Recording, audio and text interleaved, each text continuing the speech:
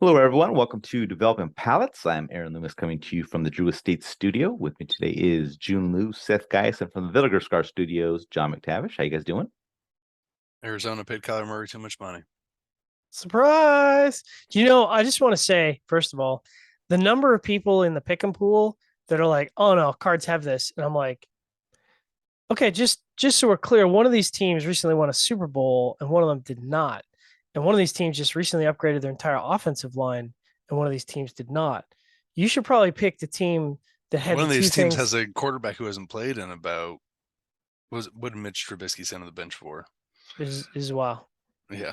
is wow, and the outcome did not surprise me. So yeah. Anyway, it's Football Monday. If you can't Yeah, tell, Football Monday. Football Monday. All right. So today we're talking about the ATL Black Torpedo. Cigar is 6 inch by 52. Comes out of the Tabacalera Pichardo factory in Nicaragua. Wrapper is Mexican San Andres. Binder is from Nicaragua. Filler is Nicaraguan Esteli, Jalapa, and Pueblo Nuevo. Blended by Luciano Morelos. Price point is $11.49, and the cigar was released in May of 2022. So with all that out of the way, June, what was your overall experience like with the cigar? I overall thought it was average. The cigar was really harsh, stale. Had this charred cedar, woodsy kind of a note to it the whole time, and it was hard to break away from those notes to kind of taste, other flavors. There's other flavors there, but it just, that there was so much of a bite in that stale and harshness that it kind of ruined everything else for me. So. Uh, yeah, it's not the better of the Pichardo stuff that I like. All right, Seth, what were your thoughts? Yeah, medium strength of body, earthy, damp wood, mineral qualities. So like how you get like that earthy quality with cigars. Well, obviously that was a dumb thing, but you know how like when you get like that like dirt, Yeah. it's like That fucking loam. dirty. It's Yeah, like that fuck, man, dirt. this is Yeah, earth this is dirt. just fucking nasty. This had that, but I enjoyed it. Um, and it was it was like medium strength of body. The construction wasn't great either, which was off. I haven't had an issue with other ATLs. I just had bad. It just it was average. John. As the reviews go on tonight, we're going to have some interesting experiences, but this one worked out well for me. I actually enjoyed a lot of, and now that you said it had Pueblo Nuevo base to it, a lot of things just clicked in my brain as to why I like this cigar. But I got wood, peanut creaminess, spices, bread. Yeah, I definitely got some earth, and the earth at the kind of hit about the halfway point of the first third, and then just sort of ramped up. But it wasn't like punchy on the palate. Second third was kind of creamy bread. Earth kind of came in there. Spices again, spicy wood. I thought the balance was there at the flavors. Definitely medium full on flavor strength. And then the last third, just kind of sweet earth and spices. So, it's a very woodsy, earthy profile. So it wasn't offensive. It just, wasn't dynamic. So it was pretty average. My burn was good. I had to do a touch up, no big deal, and a minor amount of because people don't seem to understand when I say this. So I guess I have to clarify every time. It was a minor amount into the resistant spectrum, but not enough to really impact things too bad. So I still gave a very good draw. So for once, I really liked an ATL. So yay! But it sounds like we're trending like everybody else didn't. So go figure, Aaron. What about you? Yeah, for me, the cigar started with lightly toasted cedar and mellow black pepper. Got some earthiness that joined in a bit later, and then the pepper transition to baking spice.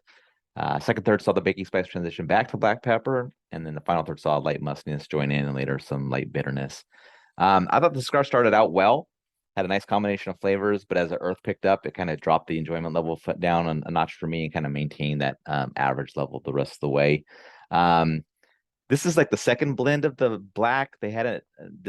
I think they did it with like Martinez cigars or somebody originally. So this is I never smoked that original one, so I can't really compare to how this one stacks up. But it's not a cigar I'm going to come back to all that often. I think it's in regards to all the ones I've smoked from ATL. I think this is probably trending upward for me, so it's a good sign. But it's just still not there where it's like something I want to come back to on a frequent basis. So, all right, let's get into the scores. Let's start at the top with John, 6.57. I gave it a 5.85. Jiunn gave it a 5.75. Seth gave it a 5.6. So, John, how'd that 6.57 match up for you? Matches up very well. This is the type of cigar that I would happily buy and smoke. And just out of curiosity, what was the price point on these again? 11.49. Not bad for a torpedo. Yes, that matches up smack dab exactly where I'd expect it. I thought that 11.49 is not bad for a torpedo. You're like, yeah, if that was a Toro though, it'd be too much. It was a Toro, but torpedo man is a little bit extra love. If Toro would probably be 1050 or something like that. You so do. yeah, It is. My 5.85 match as well is above average flavor profile. It had good construction. I just had a slightly tight draw, a little bit of wavy burn, nothing big, just, things that just didn't make it perfect. So nothing didn't really knock it on the construction side. All right, Jiunn 5.75. 5.75. It's a average score. It's not something I would come back to. So, All right, Seth 5.6. Yeah, I mean, it's average. I'd smoke it at an event. I think if I wouldn't go buy them, but if there was an event, I'd probably buy a handful of these. Or if I was in in a shop in Atlanta and they were there, I'd feel like I would need to purchase them, if that makes sense. It just gotta represent. support. Yeah, you gotta support local. Like if the brand owner is there, then I'll buy of course. Yeah, an event. Yeah. All right. Any other final thoughts from this cigar from you guys? Pachardo just, at least they have some. I feel like some of their stuff usually always ends up around the average level. But it's not really, maybe I'm wrong here, but I don't feel like the flavor profiles for every blend are pretty identical. I mean, they may end up at the same place, but there's different qualities. While AJ always ends up at the same place, but it's usually always the same thing. So it's like the trash always goes into the dump. And I'm not saying AJ's stuff is trash and it's going in the dump, but it's just God, bad examples tonight. There was a really rude one earlier, but it's everything's a little bit different. Every once in a while they make really good blends, but it's just average.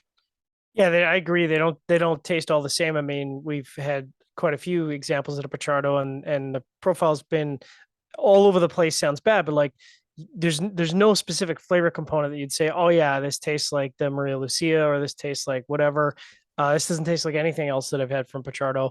And obviously it seems like it's going to be a pretty hit or miss kind of cigar. I just think it's funny that, one of the guys who's been tougher on the ATL brand, this one pops for me, and for everybody else it doesn't. So sometimes it just works out like that. Yeah, exactly. All right. Wherever you're catching this video, be sure to like and subscribe. Catch all the full written review on the website. Follow us on the social media channels. You can catch all of our review recaps on podcasts, iTunes, Google Play, and Podbean. Thank you for tuning in. We'll catch you on the next one. Nice torpedo.